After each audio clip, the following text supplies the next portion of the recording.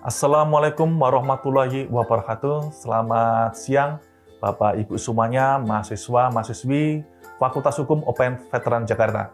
Pada siang hari ini, saya selaku dosen hukum keluarga, pertemuan ketiga, yaitu akan membahas tentang kekeluargaan sedarah, semenda, dan kewajiban alimentasi. Apa itu kekeluargaan sedarah? Ya, yaitu sesuai dengan pasal 290 KUH Perdata menyatakan bahwa kekeluargaan sedarah adalah suatu pertalian keluarga antara mereka yang mana yang satu adalah keturunan, yang lain atau semua mempunyai nenek moyang yang sama. Artinya ini adalah keturunan, ya, keturunan sedarah sebiologis.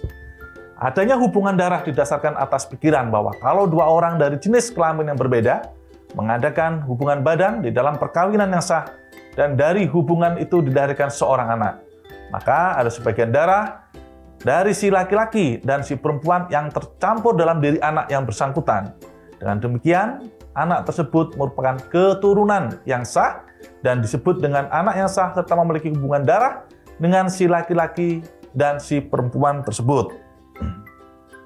Sementara, terhadap anak yang dilahirkan di luar perkawinan yang sah, maka ia merupakan keturunan yang tidak disebut dengan anak atau yang disebut dengan anak di luar kawin serta hanya hubungan darah menuntut hukum dengan si perempuan itu atau ibunya. Akan tetapi jika si laki-laki atau bapaknya mengakui anak yang dibuahinya, maka anak luar kawin tersebut secara hukum dianggap memiliki hubungan darah dan si laki-laki dan si perempuan sekaligus merupakan ayah biologis dan ibu biologis dari anak tersebut. Maksudnya, meskipun anak tersebut adalah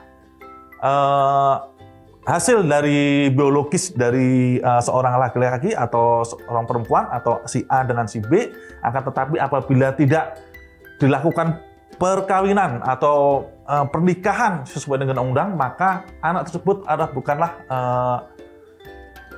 tidak memiliki hubungan semenda, ya, maksudnya hubungan semenda atau keturunan saudara. Maka dari itu harus dicatatkan terlebih dahulu agar memiliki keturunan semenda atau hubungan saudara. Kemudian, menurut pasal 290, yaitu ayat 2 KUH Perdata menyatakan pertalian keluarga sedarah dihitung dengan jumlah kelahiran, tiap-tiap kelahiran dinamakan dengan derajat.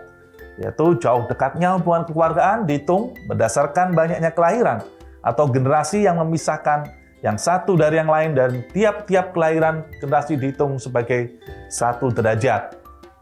Dan contoh derajat keturunan, ya, keturunan pertama yaitu ada Ciliwangi. Terus kemudian ada buyut, di bawahnya buyut ada moyang, kemudian di bawahnya moyang ada juga nenek kakek. Setelah nenek kakek ada ayah dan ibu, setelah ayah dan ibu ada anak, terus cucu, cicit, nah, terus cecet kalau tidak salah, tuh ada kelanjutannya. Ya, jadi intinya itu adalah hubungan-hubungan dalam derajat keturunan yang disebut dengan keluarga saudara. Selanjutnya yaitu ada keluarga semenda. Pasal 295 ayat 1 KUH Perdata menyatakan bahwa kekeluargaan semenda adalah suatu pertalian keluarga yang diakibatkan karena perkawinan. Ialah suatu antara seorang di antara suami istri dan keluarga saudara dari yang lain. Untuk melihat dasar atau faktor yang menentukan ada tidaknya hubungan kekeluargaan semenda, maka kita harus memperhatikan pasal tersebut melalui kata-kata yang diakibatkan karena perkawinan. Dari kata-kata tersebut, kita dapat melihat bahwa yang menjadi dasar hubungan kekeluargaan semenda adalah perkawinan. Secara sederhana dapat dikatakan bahwa seseorang menjadi keluarga semenda kita karena ia menikah dengan keluarga saudara kita. Akan tetapi, dengan memperhatikan lebih lanjut anak, kalimat dari pasal tersebut, maka menjadi patokan adalah suami istri. Kemudian dihubungkan dengan keluarga si suami atau istri. Misalnya adik atau kakak istri atau suami kita adalah keluarga semenda itu. Demikian pula suami atau istri dari bibi atau paman kita adalah keluarga semenda kita. Contohnya ipar, ya. Contohnya kita tante, ya, itu keluarga semenda, ya. Selanjutnya, di dalam pasal 295 ayat 1, ayat 2, saya ulangi, KUH Perdata menegaskan bahwa tiada kekeluargaan semenda antara para keluarga saudara, si suami dan keluarga si istri, dan sebaliknya.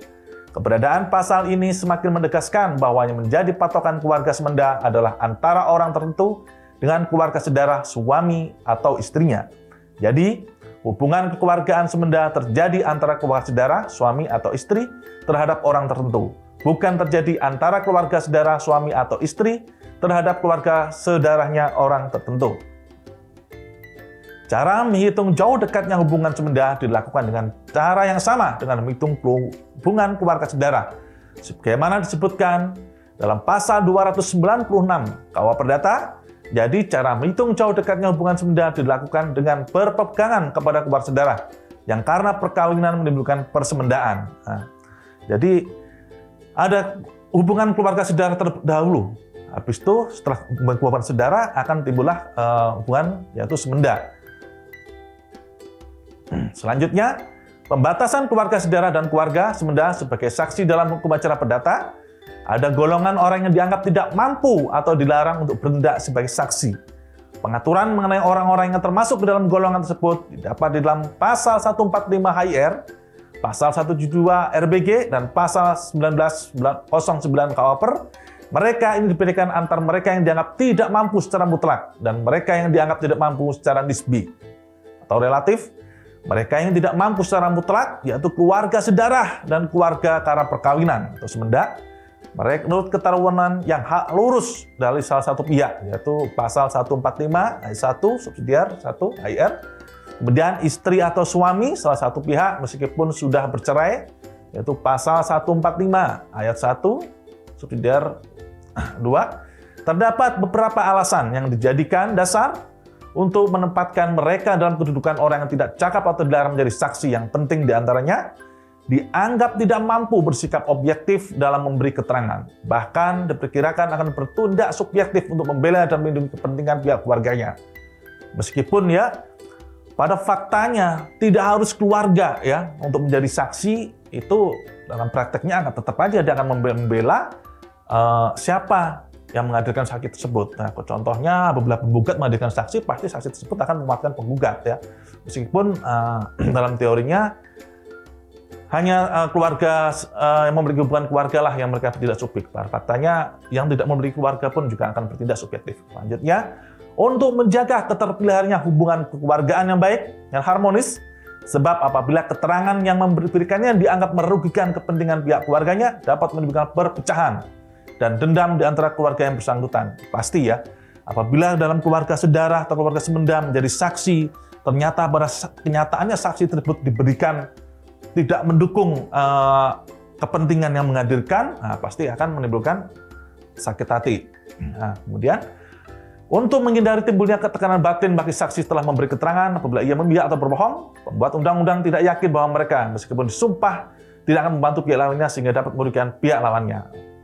Jadi ini adalah politik hukum yang mengapa ya alasan undang-undang bahwa di dalam keluarga sedarah maupun semenda itu tidak boleh menjadi saksi dalam acara perdata atau dalam persidangan perdata ya. Ini alasan satu-satunya ya. Selanjutnya, tetapi dalam perkara tertentu mereka cakap menjadi saksi atau boleh menjadi saksi bagaimana diatur dalam pasal 145 ayat 2 HIR dan pasal 1910 ayat 2 KUH Perdata, yaitu dalam perkara-perkara mengenai keberadaan salah satu pihak terkait perjanjian pekerjaan, perkara-perkara mengenai nafkah yang harus dibayar, meliputi pembiayaan pendidikan dan gariskan pada pasal 141 Undang-Undang Nomor 1 Tahun 1974, junto pasal 24 PP Nomor 9 Tahun 1975. Kemudian perkara-perkara mengenai alasan yang dapat menyebabkan pembebasan atau pemecatan dari kekuasaan orang tua berdasarkan pasal 214 KUH Perdata atau pasal 49 Undang-Undang Nomor 1 Tahun 1974. Kemudian ada perkara mengenai persetujuan perburuan. Yang paling pasti ya, di dalam untuk menjadi saksi apabila itu ada keluarga sedarah atau semenda ya, itu pasti diizinkan apabila terkait dengan perceraian, ya itu pasti akan diizinkan, ya. Kemudian mereka yang tidak mampu secara nisbi, anak-anak yang tidak diketahui benar apakah umurnya sudah cukup 15 tahun, batasan umur yang dianggap cakap menjadi saksi menurut pasal 145, yaitu adalah dengan mencapai 15 tahun. Alasan pembatasan umur tersebut adalah bahwa pada dasarnya anak-anak yang belum dewasa tidak mengerti apa makna sumpah mereka yang diucapkan. Orang gila, meskipun kadang-kadang terang ingatannya, Berdasarkan pasal 1912 KUH Perdata, maka orang yang termasuk kelompok orang gila, yaitu orang yang berada di bawah pengampuan karena dungu, itu tidak diperbolehkan untuk menjadi saksi. Nah, itu selain anak-anak, ada juga orang gila, ya, itu tidak boleh menjadi saksi. Kalau menjadi saksi yang diperbolehkan, tapi ada juga yang tidak diperbolehkan, yaitu khususnya saksi dalam keluarga atau saksi saudara atau saksi dalam keluarga semenda.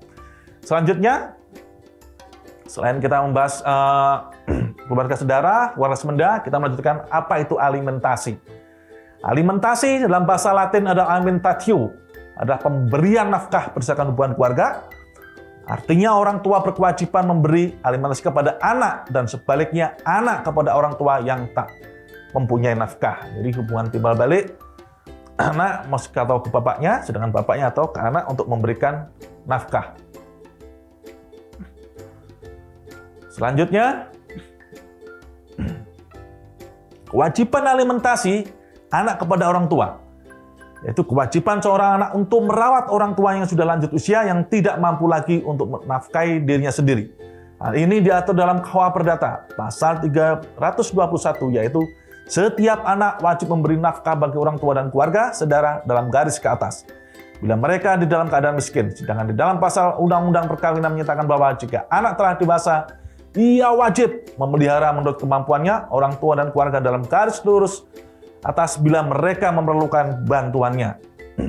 Selanjutnya, kewajiban alimentasi orang tua kepada anak, yaitu pasal 45 sampai dengan pasal 49 Undang-Undang Nomor 1 1974 tentang perkawinan. Setiap anak-anak yang belum mencapai umur 15 tahun atau belum pernah melangsungkan perkawinan berada di bawah kekuasaan orang tuanya selama kekuasaan orang tuanya tidak dicabut. Kekuasaan orang tua memberi wewenang kepada orang tua untuk mewakili anaknya dalam melakukan perbuatan hukum, baik di dalam maupun di luar pengadilan. Dan pasal 48, yaitu Undang-Undang Perkawinan, menentukan bahwa orang tua tidak diperbolehkan untuk memindahkan hak atau menggadaikan barang-barang yang dimiliki oleh anaknya yang di bawah kekuasaan tersebut, kecuali apabila kepentingan anak menghendakinya. Hak dan kewajiban timbal balik orang tua dan anak tetap berlangsung meskipun perkawinan antara kedua orang tua putus. Kekuasaan orang tua akan berakhir apabila anak mencapai umur 18 tahun atau sudah menikah. Selanjutnya, bahwa perbedaan alimentasi orang tua, ya kan, memberikan kewajiban kepada anaknya itu diatur dalam undang-undang. Meskipun orang tua anak juga memiliki kewajiban kepada orang tuanya. Akan tetapi perlindungan hukum bahwa anak tidak memberikan nafkah kepada orang tuanya itu tidak ada sanksi yang berat, ya. Beda sama di dalam orang tua memberikan kewajiban kepada anak. Apabila tidak memberikan kewajiban kepada anaknya, memberikan nafkah, ya kan, itu pasti akan bisa dikenakan pidana. Contohnya seorang bapak ibu apabila dia bercerai, meskipun anaknya ikut ibunya, seorang tua akan tetap, si laki-lakinya akan tetap memberikan nafkah kepada si anak tersebut. Artinya kewajiban tersebut akan tetap terus dituntut oleh si anak apabila seorang tua itu tidak memberikan nafkah ke anaknya.